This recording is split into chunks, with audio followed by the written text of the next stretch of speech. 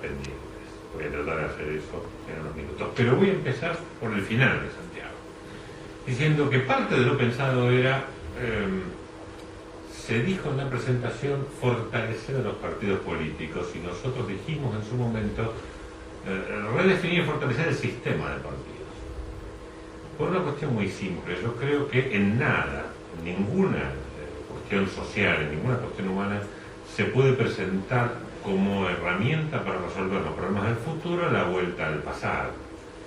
Y en esta cuestión, nada más ni nada menos que la de la representación política, creo que lo que tenemos que tener claro es tratar de contribuir a la redefinición de cómo debe ser el sistema de partidos, cuáles son los elementos que los definen como tal y que lo hacen coherente y útil a su papel de ser la entidad o las entidades que responden al proceso de representación, a la relación de representación de la sociedad.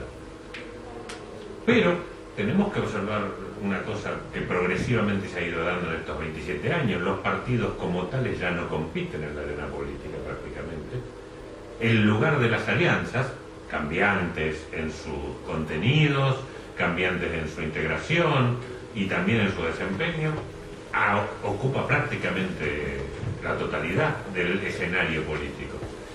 O sea, los partidos son entidades que deben producir una propuesta política, deben ceñirse y producir una ideología y deben expresarlo electoralmente, pero luego finalmente a la hora de competir en un esquema normativo que está diseñado totalmente o preponderantemente para partidos, no son los partidos que compiten sino las alianzas.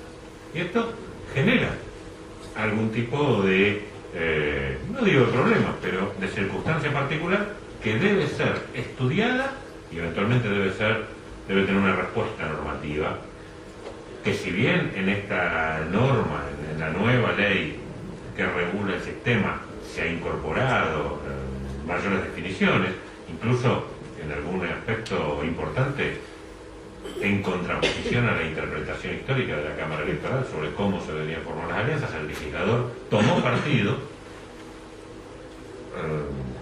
definió exactamente de nuevo cómo podían ser constituidas las alianzas, pero solamente se quedó ahí. No se estudia suficientemente este fenómeno. Se habla de los partidos como los instrumentos de la representación, pero a la hora de generarse las alternativas electorales no son los partidos. Y eso tiene muchas consecuencias, entre otras, que los candidatos electos no son de los partidos, son de alianzas. Alianzas que no tienen... Si me permite precisar concretamente lo que estáis diciendo, porque por ahí para algunos... No, pero el tema normativo. Exacto, que hoy en día un partido de distrito puede participar de una alianza nacional, a diferencia de lo que ocurría antes. Un partido que tiene solo expresión en un distrito, en una provincia o en la ciudad de Buenos Aires, puede incorporarse a una alianza nacional. Antes no, o mejor dicho, en términos normativos no había regulación, la Cámara había puesto un límite y el legislador modificó esas posibilidades. Pero yendo hacia lo político, ser electo por una alianza parecería, no, seguramente no es el único factor, que impacta de una manera distinta que ser electo por un partido, porque los bloques políticos, los grupos parlamentarios, no expresan necesariamente las alianzas, expresan a los partidos o expresan a nuevas alianzas, a realineamientos individuales de los diputados. A diferencia de otras culturas políticas, acá no hay una correlación entre quienes tienen capacidad de proponer a los candidatos y luego el ejercicio de esa candidatura. Y esto se ve claramente en el momento que votamos, que votaron los diputados la reforma política, había 45 grupos parlamentarios, 45 bloques legislativos. Una cosa prácticamente ingobernable desde el punto de vista. Entonces, cuando hablamos y cuando nos referíamos al principio, pensando en lo pensado, redefinir el sistema de partidos, bueno, hicimos una parte de la tarea. Algunas cambios procesales para legitimar un partido, la necesidad de cumplir los requisitos en el tiempo para mantener la personería, pero eso es solamente el principio de la tarea. Hay que redefinir el sistema de partidos no solo en cuanto a cuáles son los vehículos y definir más. La norma viene después, primero hay que definirlo en la realidad, definir bien los vehículos electorales, sino la correlación que luego tienen con el ejercicio del mandato recibido. Acá hay no hay ningún tipo de vínculo entre el mandato conferido y el ejercicio de ese mandato por parte de los electos. Y esto creo que es una de las asignaturas pendientes. Lo digo al principio para sacar el tema partidario del medio, porque luego teníamos 700 partidos, ahora tenemos 513, es como decir que dos asesinos que cometieron un homicidio juntos, uno le dio 52 puñaladas y otro 30, por lo tanto el de 30 es más bueno. El tema es plantearse si 1, 10 o 500 cumplen con la función que los define y cumplen con la función que la norma les asigna. Respecto de las primarias, lo pensado era que fueran dos cosas, básicamente. Un procedimiento de selección masiva de las candidaturas que las distintas agrupaciones políticas proponían a los ciudadanos y un procedimiento de habilitación de las agrupaciones políticas para participar de la lucha efectiva por el poder. Una fase previa, una clasificación de cuáles las agrupaciones que estaban en condiciones de dar mayor competitividad y por lo tanto tener condiciones de competencia efectiva más cercanas a la realidad, tener una grilla de una oferta electoral más realista en términos cuantitativos, y luego dar una respuesta a la pregunta de quién puso a esta gente en el cuarto oscuro, con o sin competencia.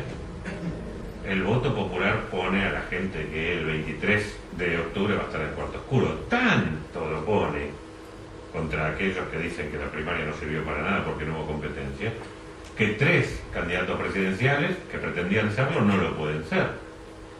Y que muchas agrupaciones de diputados, en muchas listas de diputados en muchas provincias, quedaron fuera de la competencia electoral, por no decir en la provincia de Buenos Aires la cantidad de listas locales que quedaron fuera, en un caso por competir y en otro caso por no llegar al piso electoral.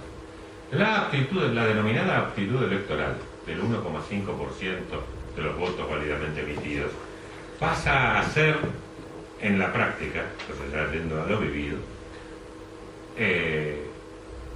yo no sé si el justificativo principal de todo este sistema, pero sí un eje, un parteaguas en este sistema.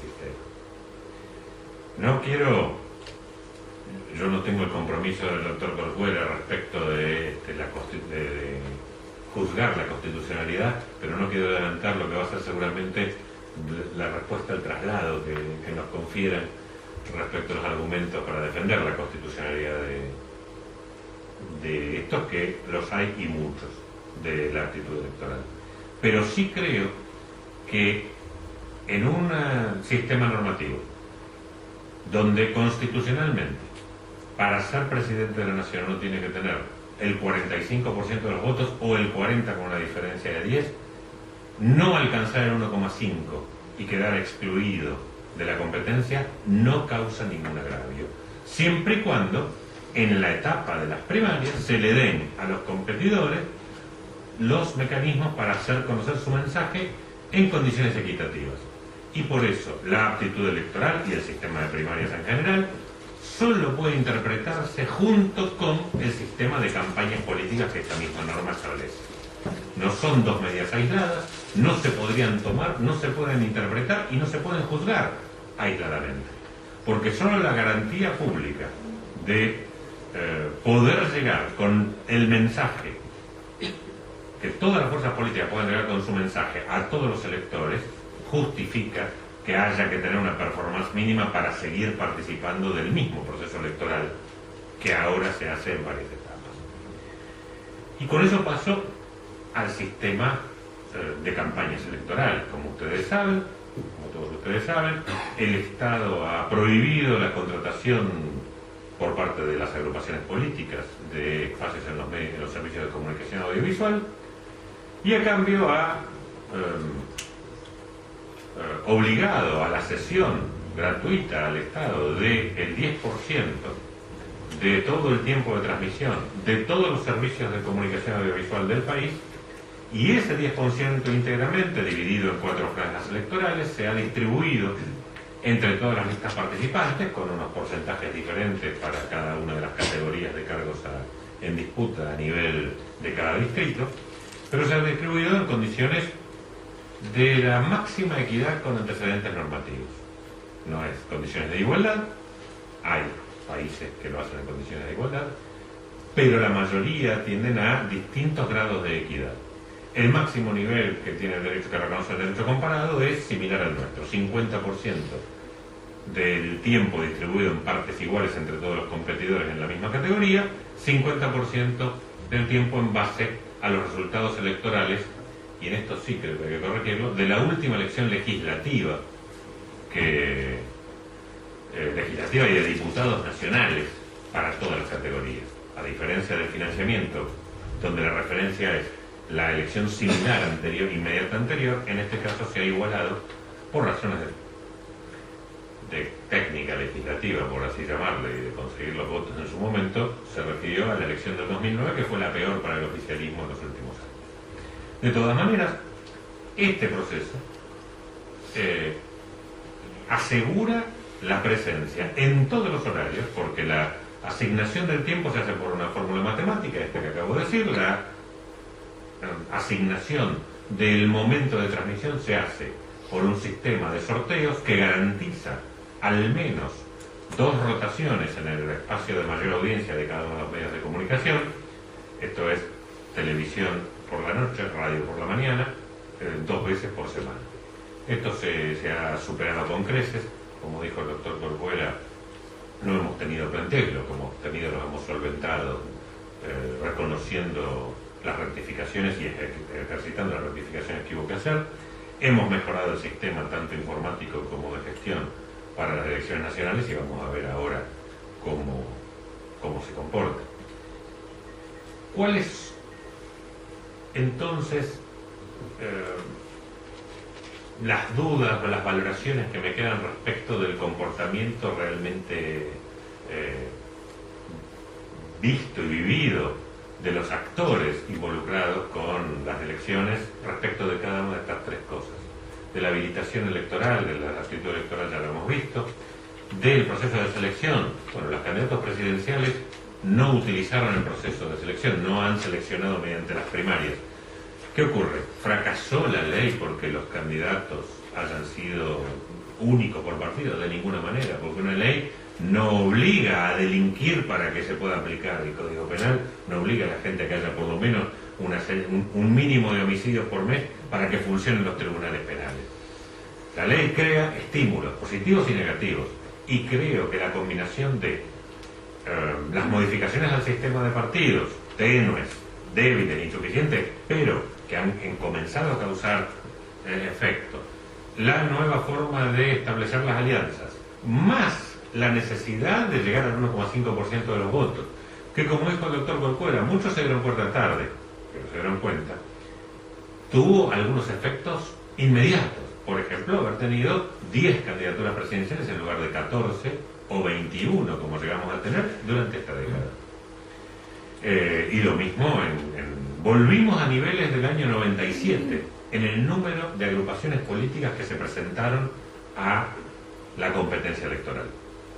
Aún teniendo en cuenta la cantidad de listas de diputados, que en 8 o 9 provincias hubo competencia intrapartidaria, volvimos a los niveles de competencia del año 97. Hubo menos cantidad de listas. Por eso, en algunos momentos preelectorales, algunos actores con responsabilidad electoral y muchos medios de comunicación volvieron a decir que había muchas candidaturas, etcétera, etcétera, y esto no se verifica en la realidad, no resiste el menor análisis. Se volvió a los números del 97/99, de acuerdo a la candidatura. Y esto es efecto de la previsión que podían tener los actores, las agrupaciones políticas respecto de cómo iban a desempeñarse electoralmente. Segundo lugar, tal vez lo más interesante de la aptitud electoral ha sido la necesidad de llegar al 1,5% en cada uno de los distritos para tener listas de diputados habilitadas en cada distrito. Esto también facilitó la constitución de alianzas, porque muchos partidos tienen fuerte presencia regional, pero no cubren todo el país, y podrían haber tenido performances muy altas que le hubieran garantizado superar con creces el 1,5% a nivel de distrito único nacional, pero no hubieran podido tener el correlato de listas asociadas de diputados o senadores en muchos distritos del país. Y esto hubiese desnudado una característica perniciosa de nuestro sistema de partidos, que es su desigual implantación territorial, su lejanía con la territorialidad como condición de la participación o de la existencia partidaria. Y en tercer lugar, el tema de las campañas. Realmente, aún los partidos más organizados, o que presumen de serlo, no estuvieron en condiciones de aprovechar ni siquiera el 50% de los espacios asignados. Nosotros estamos estudiando, ahora después que terminemos el sorteo, que hoy a esta hora se debe estar publicando en el sistema informático, vamos a ponernos a estudiar y a comparar la aplicación del tiempo concedido en la general respecto a las primarias. Hemos modificado y mejorado el sistema para hacerlo más fácil, pero aún siendo absolutamente gratuito y aún habiendo triplicado en términos reales y decuplicado en términos nominales la cantidad de dinero que hemos asignado para hacer campaña en los partidos políticos, no fueron capaces de diseñar estrategias acorde a los espacios que tuvieron en los medios de comunicación. Y esta posibilidad de saber hoy dónde van a estar ubicados, independientemente del dinero que uno tenga, cuándo tiene prime time, cuándo tiene el programa de la mañana, cuándo tiene los programas de la tarde, cuándo le toca cerca del noticiero del mediodía, que en la radio del interior es un medio de comunicación fundamental. Esto lo saben hoy todos los partidos políticos. Ninguno estuvo en condiciones, por lo menos en la elección anterior, de diseñar una estrategia focalizada a diferentes públicos de acuerdo a los medios de comunicación que pudieran abarcar. Y los han tenido todos en todos los medios. Esto habla de una condición que antes se podía atribuir a la falta de recursos económicos, pero que ahora realmente debemos reconocer, es la falta de profesionalismo electoral.